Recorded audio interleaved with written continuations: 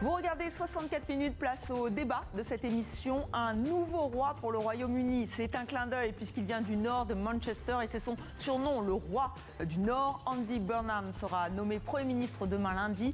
Cette figure charismatique du Labour promet une nouvelle voie différente. Mais est-ce qu'il en a les moyens? Bonsoir Sylvie Berman.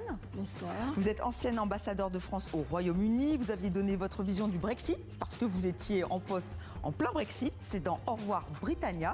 Et je cite aussi votre dernier ouvrage, L'ours et le dragon, Russie-Chine, l'histoire d'une amitié sans limite.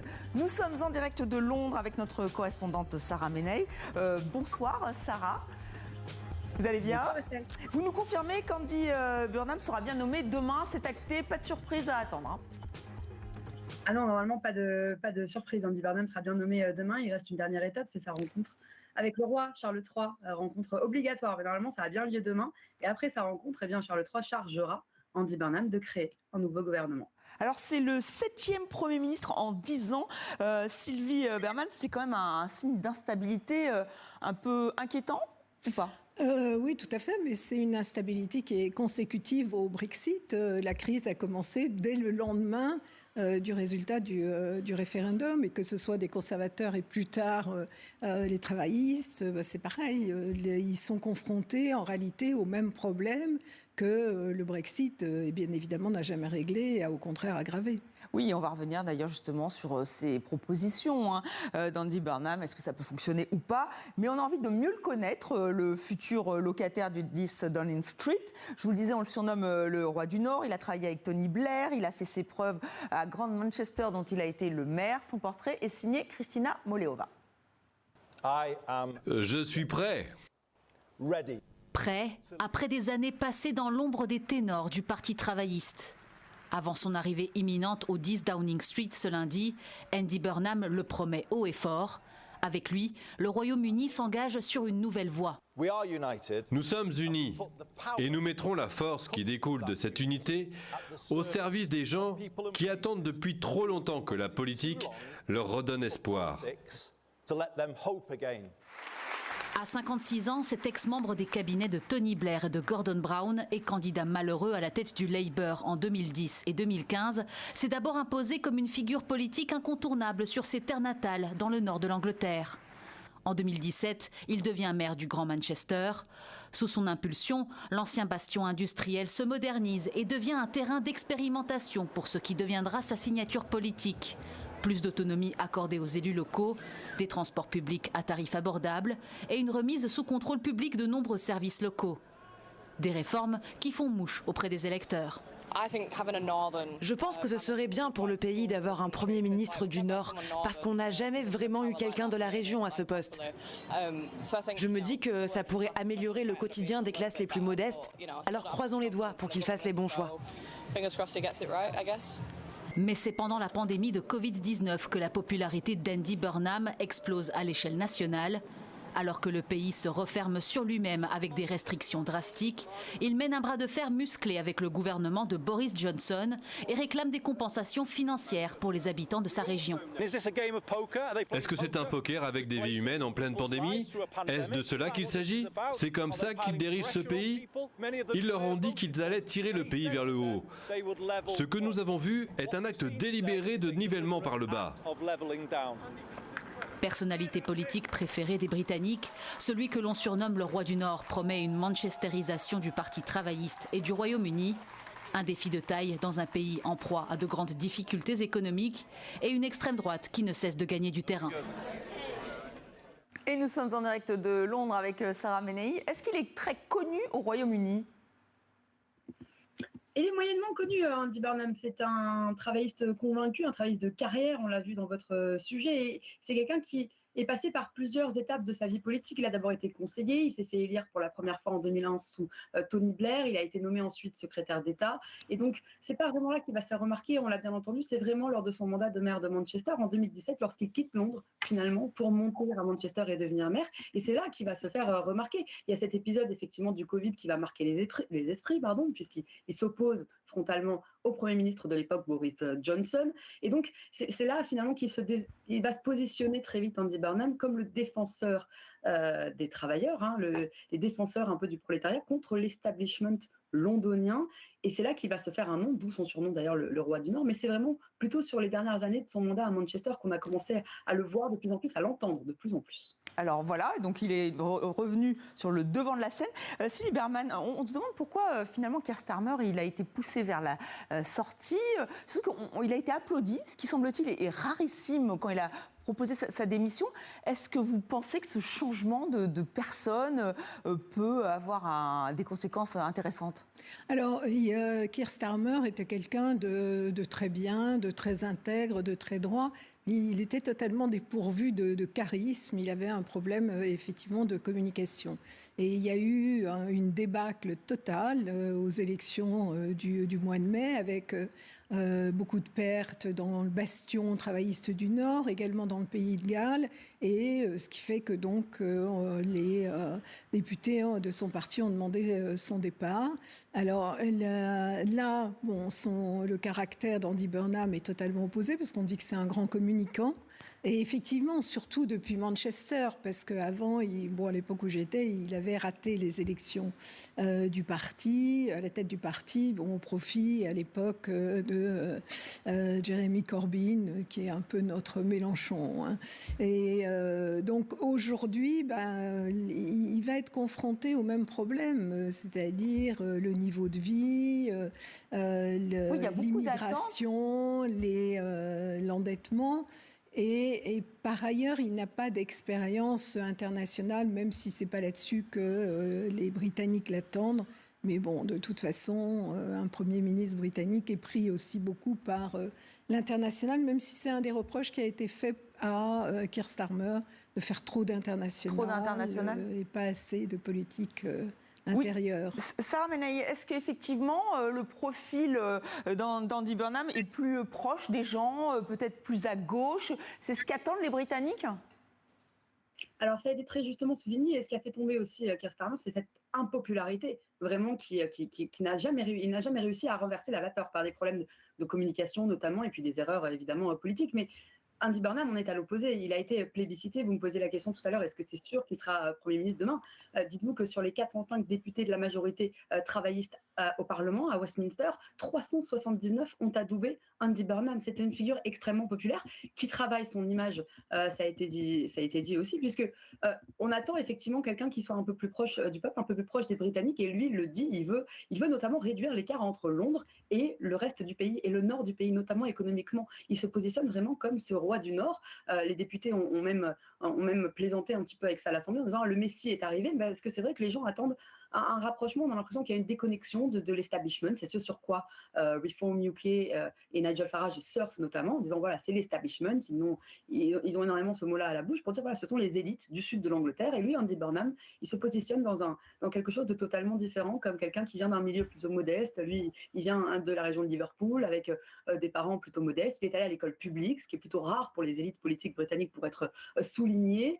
Et il se présente comme voilà, moi par exemple, il avait évoqué l'une des idées, c'était de notamment délocaliser une partie de son gouvernement dans le nord de l'Angleterre. Alors on avait dit que c'était peut-être la ministre ou la future ministre des Finances qui quitterait le 11 Downing Street à Londres pour se retrouver à Manchester, ou ça pourrait être encore Andy Burnham lui-même, ça paraît difficilement envisageable, mais il lui avait dit pourquoi pas un Premier ministre dans le nord, au plus proche des Britanniques. Et puis on parlait de la communication très travaillée, au proche du public. Je vais vous donner un exemple. Andy Burnham, il porte toujours un t-shirt, déjà, lors de ses apparitions publiques. Donc l'image d'homme de gauche est quand même assez travaillée.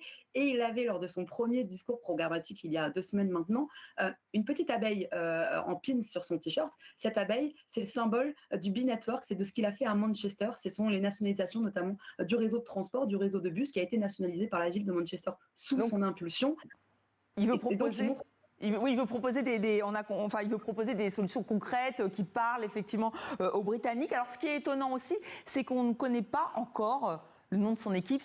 Normalement, ça fuite, là, a priori, pas du tout. Enfin, peut-être un peu quand même, parce que l'un des postes les plus importants, c'est chancelier de l'échiquier, c'est comme ça qu'on dit effectivement au Royaume-Uni, c'est le ministre de l'économie, ça pourrait être Shabana Mahmoud, elle est très pressentie, et pourtant, alors elle, c'est l'actuelle ministre de l'Intérieur, elle est plutôt connue pour ses positions très conservatrices. Oui, alors que lui se revendique véritablement de gauche et en disant qu'il fera une vraie politique de gauche, pas comme le Labour précédent. Elle, comme vous le dites, elle est plutôt de droite, et très conservatrice, et en particulier sur les questions d'immigration. Mais c'est vrai que vu la difficulté des finances publiques, il faut peut-être effectivement quelqu'un qui n'est pas trop orienté à gauche. Moi, j'ai compris que la décision n'était pas encore prise à 100%, mais c'est effectivement le nom le plus souvent évoqué. Oui, Sarah Menei, ça serait quand même assez étonnant de choisir cette personnalité parce qu'effectivement elle est conservatrice ou non, c'est totalement plausible parce qu'il faut aussi prendre en compte l'équilibre budgétaire. Finalement, le Royaume-Uni, c'est un peu comme la France, il faut faire attention à son budget. Oui, complètement. Alors, Shabana Mahmoud, elle est à la droite du parti Labour. Hein. On l'appelle parfois ici, elle fait partie du Blue Labour. Donc, ce sont ces députés travaillistes qui se positionnent plutôt à droite.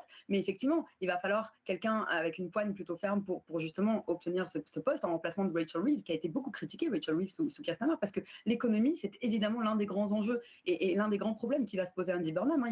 Il hérite de ce problème, de toute façon, le même problème qu'avait Keir Starmer avant lui, l'inflation, la maîtrise du coût de la vie, avec comme objectif toujours d'améliorer le pouvoir d'achat des Britanniques. Il faut une relance d'une croissance qui est poussive quand même depuis le Brexit. Selon la FMI et le Royaume-Uni, de toute façon, la croissance en 2026, elle ne sera que d'1%. Donc, il y a beaucoup de fronts à mener sur le plan économique, rassurer les marchés, les investisseurs étrangers, maîtriser les dépenses sociales, tout en prenant compte quand même des investissements qu'attendent les Britanniques, notamment le NHS, le système public de santé. Donc, il y a beaucoup de défis qui attendent, mais c'est un véritable jeu d'équilibriste finalement avec les comptes qu'Andy Burnham va devoir affronter, avec en premier lieu son ou sa future ministre des Finances, évidemment. Et surtout que quelqu'un, effectivement, va scruter de très près ce qui se passe. Ce quelqu'un, c'est Nigel Farage. Vous l'avez effectivement, en tout cas, côtoyé, en tout cas suivi pendant que vous étiez ambassadeur au Royaume-Uni, puisque c'est la figure de l'extrême droite. On peut le dire comme ça, parce que parfois, il y a, est-ce qu'on populiste, et lui, il était évidemment à fond pour le Brexit, et là, il vitupère contre les travaillistes et ce qui se passe actuellement.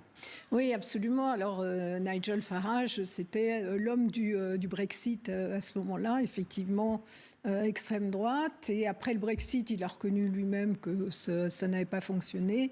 Il donnait l'impression d'avoir pris une retraite politique. Et là, il revient en force à cause du mécontentement général. Et puis, le problème de l'immigration, c'est plutôt accru qu'amélioré, contrairement à ce qu'il avait promis à ce moment-là. Et effectivement, ça va être, d'une certaine manière, l'homme à abattre pour le parti en place. Alors on va revoir ces images assez impressionnantes de manifestations de l'extrême droite, donc avec ces drapeaux brandis. C'était donc en mai dernier. Sarah Menei, qu'est-ce que veulent ces manifestants, ces manifestantes? Est-ce que ça veut dire que l'extrême droite est vraiment à le vent en poupe au Royaume-Uni? Et ça, c'est une difficulté pour Andy Burnham? Ce sont des électeurs qui se retrouvent finalement dans Reform UK parce que Reform UK propose une alternative. Tu parlais d'establishment tout à l'heure. Nigel Farage, son grand argument, c'est que voilà, moi je ne fais pas partie de l'establishment. Bon, ce qui est bien sûr évidemment très faux. Mais si vous voulez, ce sont des gens qui ont été déçus du Parti conservateur bien souvent et qui n'ont pas voulu voter pour Labour. Parce que ce qu'il faut rappeler aussi, c'est que Keir Starmer, s'il est arrivé il y a 2 ans, c'est pas un plébiscite de l'électorat britannique, c'était un vote beaucoup sanction aussi contre les Tories. Et donc il y a une partie de cet électorat Tories qui avant voté conservateur, qui se retrouve aujourd'hui dans les Reform UK avec une ligne beaucoup plus dure. Alors certains diront extrême droite, d'autres droite radicale, ça dépend à quel politologue on pose la question. Si vous voulez, on joue un peu sur les nuances, mais c'est un parti qui se veut anti-immigration. Voilà, on est anti-immigration, on est anti-Europe. Il y a ce problème de l'immigration illégale qui est évidemment un véritable souci. L'immigration légale, elle est baissée avec le Brexit, pas l'immigration illégale. Et que dit Andy Burnham sur cette question qui est cruciale, on le voit bien?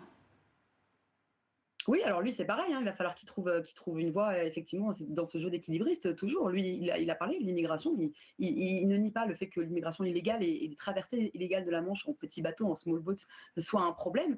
Il dit qu'il a un plan, c'est son argument. Pour l'instant, il a un plan, on ne le connaît pas exactement encore sur ce sujet de l'immigration, mais là encore, il va falloir trouver un compromis entre essayer de trouver des solutions parce que les Britanniques le demande, le réclame, et en même temps ne pas décevoir l'électorat très très à gauche qu'il souhaite, parce que c'est tout le pari du Labour Party avec Andy Burnham, c'est-à-dire qu'on se dit que les Tories et Reform se partagent le même électorat, et que nous, en fait, pour reséduire une partie de l'électorat de gauche, il faut aller à l'extrême gauche quasiment, ou en tout cas vraiment à la gauche du Labour. Et c'est le pari avec Andy Burnham, qui est beaucoup plus à gauche qu'un Keir Starmer, qu'on pourrait même parfois qualifier de centriste, un Labour centriste.